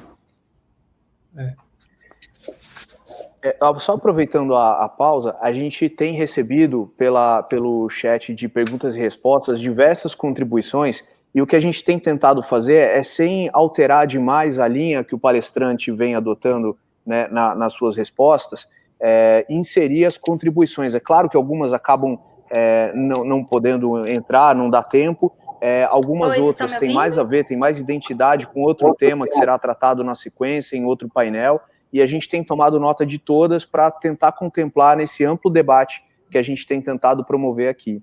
Marta, por favor, se quiser retomar. Perdão. Falando um pouco de como o PPI tem entrado nessa agenda do saneamento, né, para além dessa questão da discussão do marco legal, a gente tem acompanhado, junto com o BNDES, essa estruturação dos blocos. Então, hoje, eu acho que o que está mais adiantado é em Alagoas. A gente tem uma concessão comum sendo estruturada lá no âmbito da região metropolitana, da cidade de Maceió.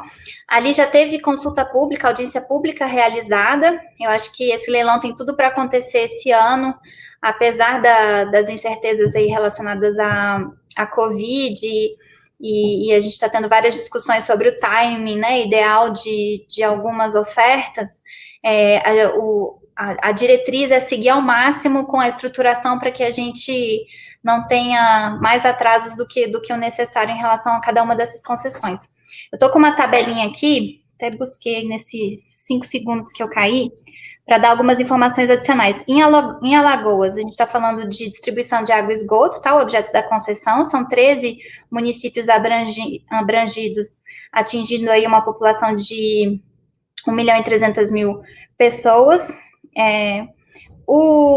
A consulta pública já foi realizada, a previsão é que a gente consiga realizar esse leilão em julho ainda desse ano. A universalização dos serviços para água e esgoto tem datas diferentes, não estou com os slides aqui, mas a maior parte dos investimentos previstos pelo BNDES acontece nos 5 primeiros anos de cada concessão. Então, se pegar o somatório desses contratos, desses blocos que o BNDES está estruturando, a gente está falando em algo na casa de 61 bilhões de reais. Deixa eu checar o número aqui direitinho, que é uma coisa gigantesca, considerando o que tem sido investido em saneamento básico nos últimos anos, né? Então, aqui, 61,7 bilhões de reais nos 6 estados que o BNDES está estruturando esses blocos. sendo 16 bilhões só nos 5 primeiros anos de concessão. Então, muito CAPEX já nos primeiros anos da concessão, né? O que, imagina, no momento que a gente está vivendo, no Brasil sempre foi importante, né? Falar em investimento, geração de emprego e renda. Agora, então, que a gente está falando de uma crise sem precedente, de um desemprego que, infelizmente, vai atingir patamares que a gente desconhecia, você ter aí a oportunidade de colocar na rua, ainda em 2020, projetos de blocos de concessão de saneamento, que além de trazer investimento, saúde para a população, né, universalizar um serviço tão básico, você vai estar gerando milhões de empregos, investindo aí em 5 anos, 16 bilhões de reais, imagina o que você traz de renda para as pessoas. Então, é um ganha-ganha tremendo, e esses projetos no âmbito do BNDES estão bem adiantados. Qual é o gargalo? Qual é a dificuldade? É a aprovação, município a município, da delegação do serviço para esse bloco, ou seja, para ter um concessionário único, né? Quem que vai assinar o contrato de concessão é o governo do estado. Então, essa delegação município a município tem levado muito tempo, é algo que eu acho que o Marco Legal busca atacar também, que é você poder ter na mão do prefeito, do Poder Executivo local, a decisão de quem vai prestar o serviço. Né? Não me parece razoável, a gente não está falando de vender um patrimônio, nem uma privatização de uma empresa, a gente está falando de uma concessão de prestação de um serviço por 35 anos, que é regulado, que tem meta, que tem tudo, que se não prestar bem, você tem a encampação desse contrato. Por que o gestor que é responsável, que foi eleito, né, o prefeito, não pode tomar essa decisão? Essas vinculações Câmara a Câmara Legislativa, projeto de lei a projeto de lei, tem levado muito tempo na estruturação desses projetos. Eu acho que esse é um gargalo que a gente conseguiria rever aí no âmbito dessa legislação também. Mas a gente sempre esbarra na questão da lei orgânica, né, do município. Por mais que o projeto de lei tenha deixado claro que para fazer a concessão a decisão é do executivo, e isso é importante para empoderar o executivo que foi eleito, ele sim é responsável pela prestação do serviço. Se na lei orgânica disser que precisa da aprovação da Câmara Legislativa, não tem como a lei federal se sobrepor a isso. Então, a gente tem aí um desafio federativo grande que acaba atrasando obras tão importantes. Marta, o Sebastião acho que tem uma pergunta, mas eu gostaria de aproveitar a sua fala para encaixar uma pergunta que chegou aqui. Você trouxe um número muito interessante de investimento possível ainda em 2020.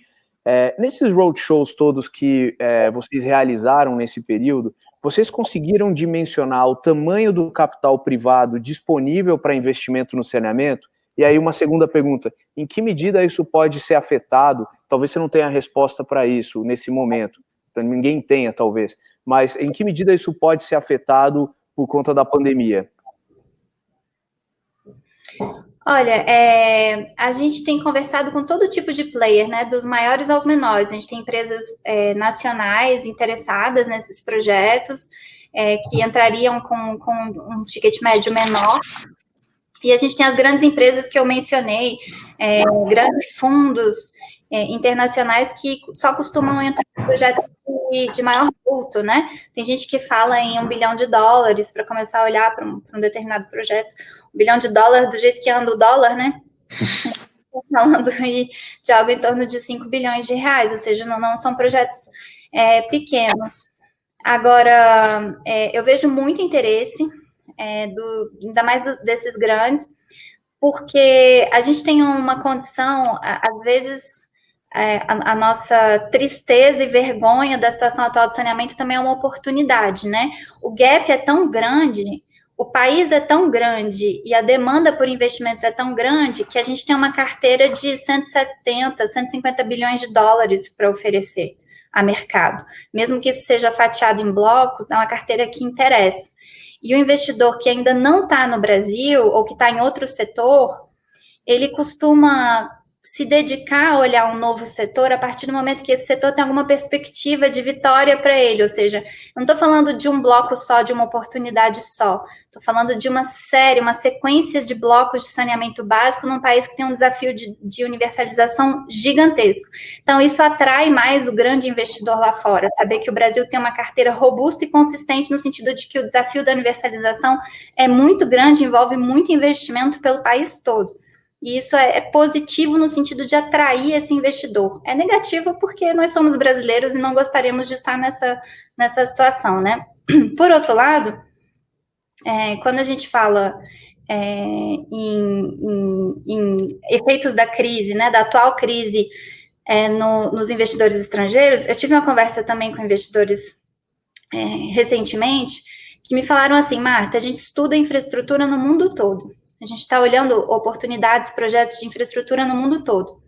E quando a gente olha para o Brasil, a gente vê que tem gaps de infraestrutura tão grandes, ou seja, a oferta de infraestrutura hoje já é tão menor do que a necessária, do que a demandada, que mesmo que vocês entrem num período de recessão grande, ou seja, que o PIB brasileiro caia, que você não tenha crescimento de demanda, eu já tenho a demanda justificada pela sua falta de infraestrutura. Ou seja, o Brasil pode passar anos sem crescer, que eu já tenho a justificativa para fazer os investimentos no seu país, porque eu já tenho um gap muito grande de investimentos necessários para atender a população em tantos segmentos. E aí citaram verbalmente saneamento e telecom. Então, em vários países do mundo que esses investidores estão olhando projetos, eles estão tendo que avaliar qual o crescimento da demanda por aqueles serviços para ver se faz sentido ou não investir ali. E o que ele quis me dizer é o seguinte, no Brasil, você não precisa me prometer 2% de crescimento de PIB para eu entrar. Você já tem um gap gigantesco de infraestrutura. Então, mesmo que você não cresça, ou mesmo que você entre em recessão, eu continuo tendo interesse em investir no seu país, porque você já tem muita infraestrutura para entregar, mesmo que você não cresça. Então, é um bom problema nesse sentido, né? Acho que a gente tem condições ímpares de atrair investidores para o Brasil se nós tivermos uma legislação séria e contratos bem estruturados. E a gente sabe que existe uma liquidez grande no mundo, né? Taxas de retorno muito baixas, juros negativos em alguns países. Não é a crise do Covid que vai alterar essa realidade. É claro que alguns investidores, algumas empresas vão ter que pisar um pouco no freio para se recompor diante de algumas perdas de contratos, ou até ter mais clareza em relação a como vão se dar reequilíbrios dos seus contratos. Quando você olha para o setor aeroportuário, por exemplo, está claro o desequilíbrio que está acontecendo nos contratos desses concessionários, setor de mobilidade urbana, tantos outros setores afetados pela crise.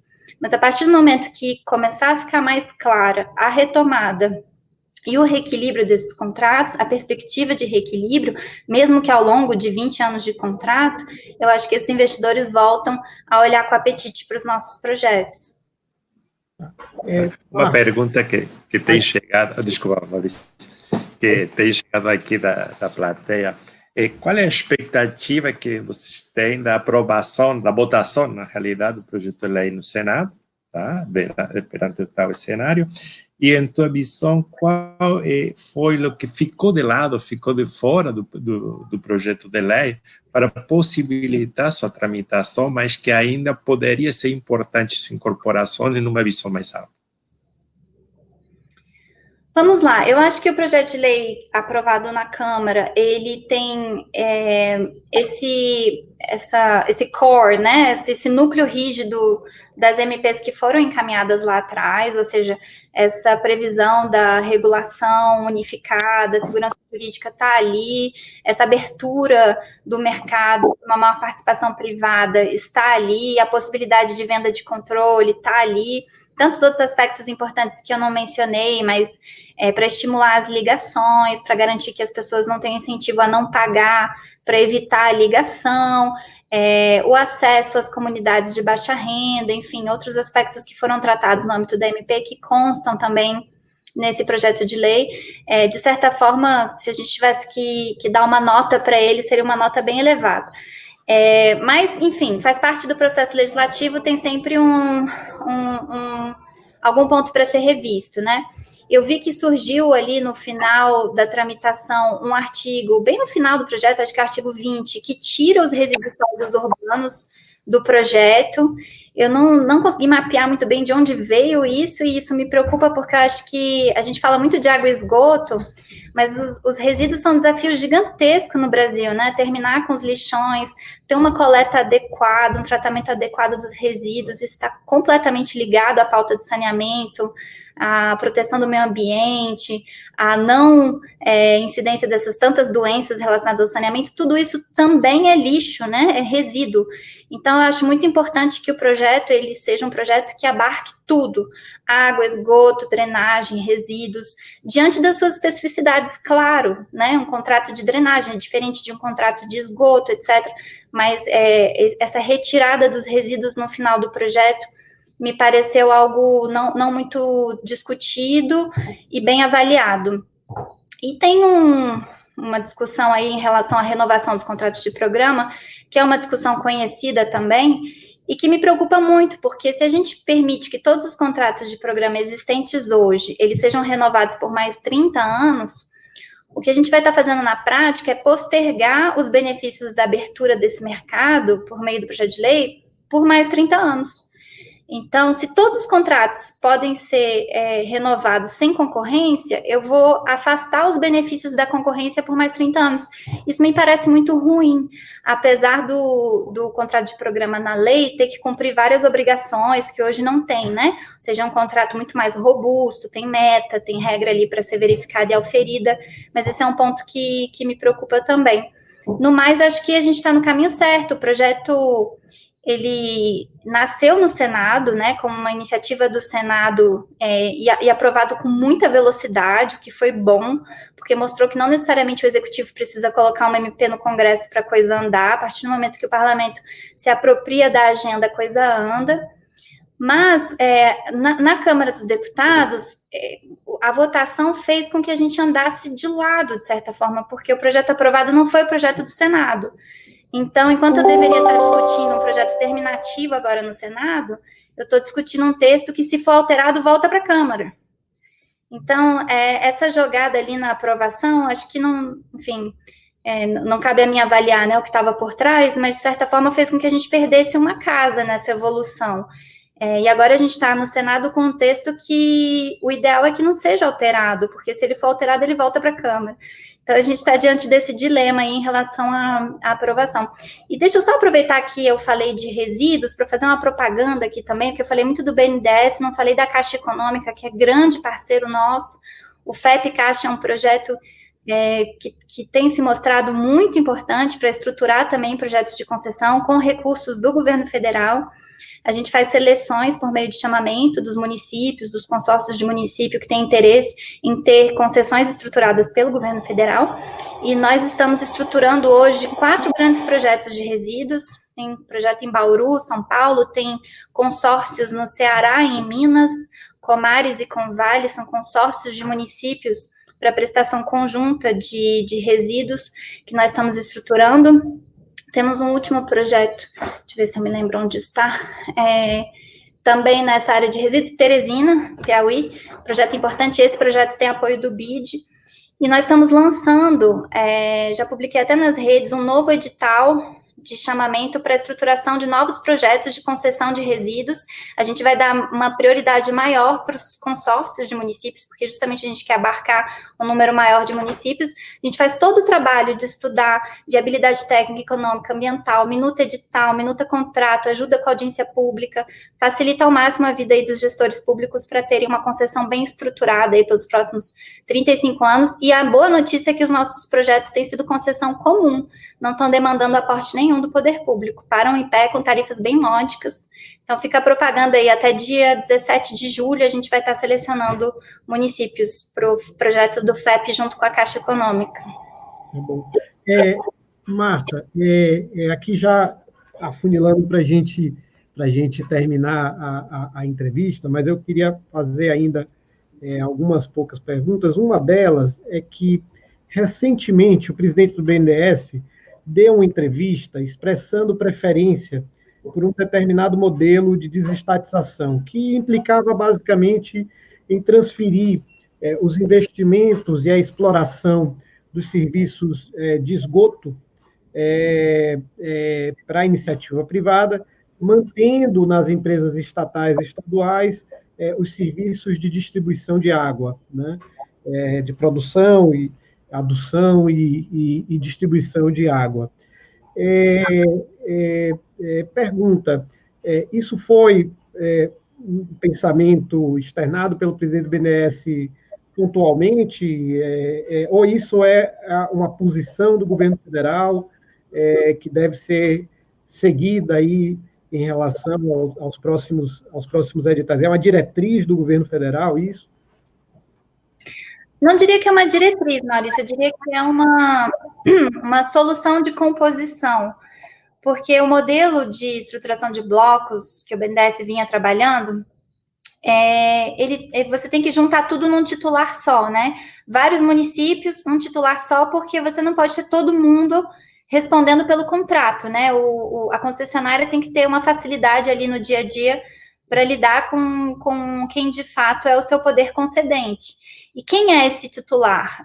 No caso do Rio de Janeiro e também de Alagoas, o titular é o governo do estado. Então, cada município ali, a região metropolitana, estão delegando, vamos dizer assim, para o governo do estado a competência pelos seus serviços de água e esgoto, e esse governo estadual é que assina o contrato, publica o edital, conduz o leilão e assina o contrato com a concessionária que vencer esse contrato.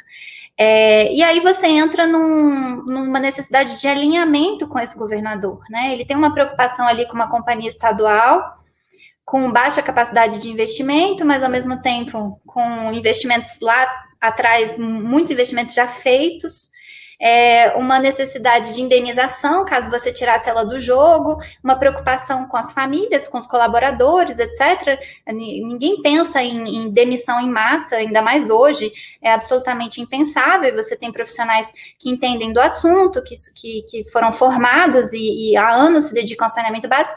Como compor tudo isso? Né? Como equilibrar todos esses pratinhos. Então, acho que foi um pragmatismo a solução encontrada pelo banco para tentar encontrar uma solução de equilíbrio. A companhia estadual, ela vem fornecer essa água bruta, essa água tratada, ela trata a água e ela vende essa água para concessionária. E a concessionária é ela que vai estar arrecadando a tarifa dos usuários, ela que vai estar fazendo os investimentos de fato, de distribuição de água para o que faltar, e principalmente os investimentos relacionados à coleta do esgoto, ao tratamento do esgoto, e boa parte das obrigações vão estar ali, né, no âmbito dessa concessionária. Então, você tem essa triangulação entre concessionária, empresa estadual e a população, os usuários, diante desse cenário. Não é o mesmo caso no Amapá ou no Ceará, ou seja, a gente está avançando conforme a realidade de cada governador, enfim, é uma negociação, porque, como a gente disse desde o início, é um serviço que nos desafia triplamente, né? É o governo federal entrando com a estruturação, apoiando, é o governo estadual com a responsabilidade hoje pela maior parte da prestação de serviço via empresa estadual, e a população lá na ponta com o titular da prestação de serviço sendo o prefeito. Então, como fazer esses três entes chegarem ao denominador comum é quase uma arte de negociação. Marta, eu queria, em nome do Connected Smart Cities, do Giamundo Neto Advogados e da sigla Sul e do Portugal Ribeiro Advogados, lhe agradecer enormemente a participação aqui, né?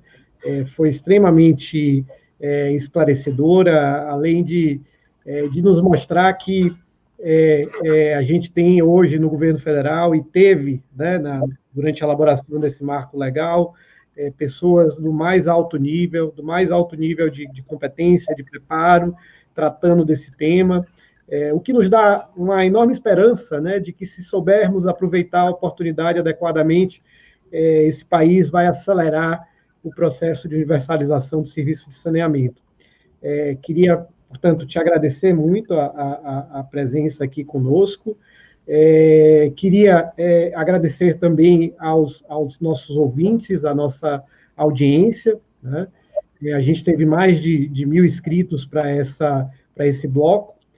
Dizer que no próximo bloco nós vamos falar das oportunidades para o setor privado, né, gerados pelo novo Marco Legal de Saneamento.